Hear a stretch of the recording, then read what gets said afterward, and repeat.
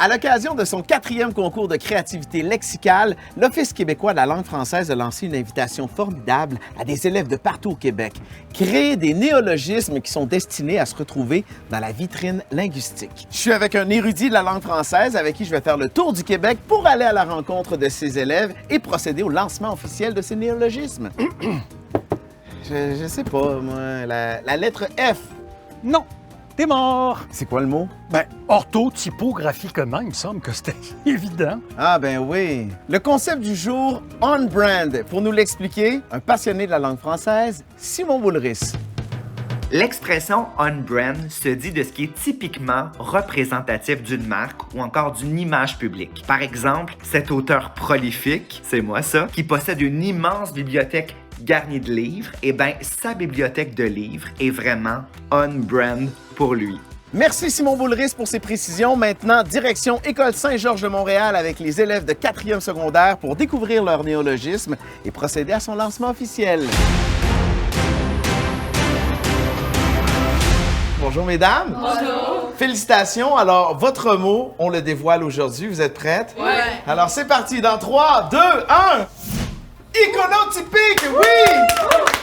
Qu'est-ce qui vous a amené à créer ce mot? On a trouvé le préfixe icono qui veut dire image, donc on a trouvé que c'est vraiment parfait.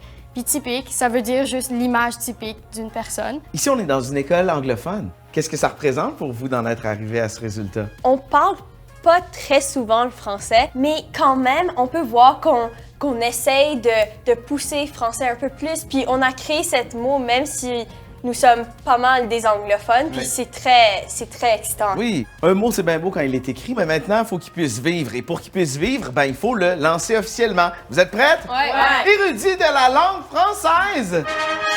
Alors, j'invite Hélène à venir lancer ce mot dans l'univers de la francophonie, mais à l'extérieur. C'est un honneur, merci. Alors, Hélène, à votre pompe, on pompe. Prêt pour le lancement? À mon décompte. 3, 2, 1.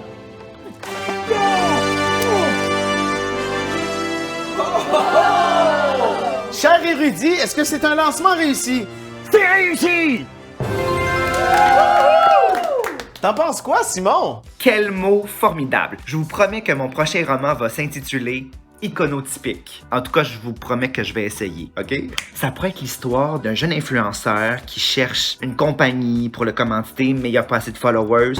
T'abonnes, Simon, franchement.